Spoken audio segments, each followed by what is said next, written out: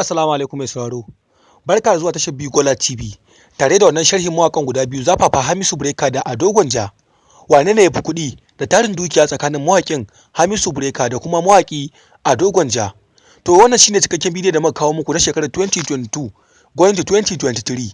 Zaka ji cikakken tare da mawakin Ado Gwanja tare da mawakin Hamisu Breaker.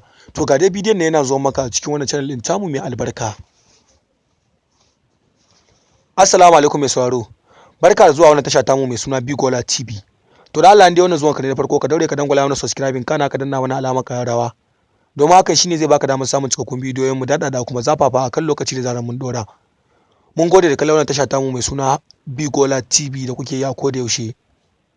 Godiya ta musamman ga dukkan masu sauraron mu a cikin wannan channel din tamu mai albarka. To mai sauraro ka karkade kunnen ka sannan ka gyara zama domin kallon wannan cikakken bidiyo na shari tsakanin mawakin Hamisu Breaker da mawaki Ado Gwanja. Wane ne yafi kuɗi da tarin dukiya tsakanin mawakin Hamisu Breaker da mawaki Ado Gwanja?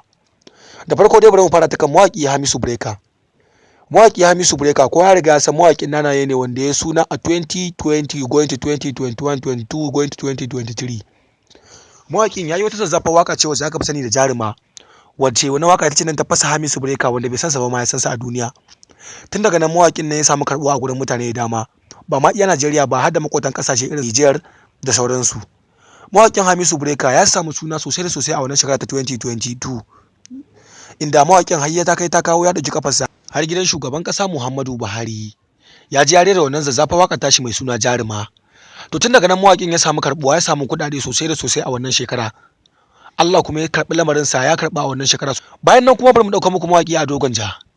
Mawaki Ado Gwanja suna a shekara ta 2018, wanda kuma mawakin mata ne tun da ya wakar kujerar zakar gida ya samu karbuwa a gurin mata nesa ba kusa ba.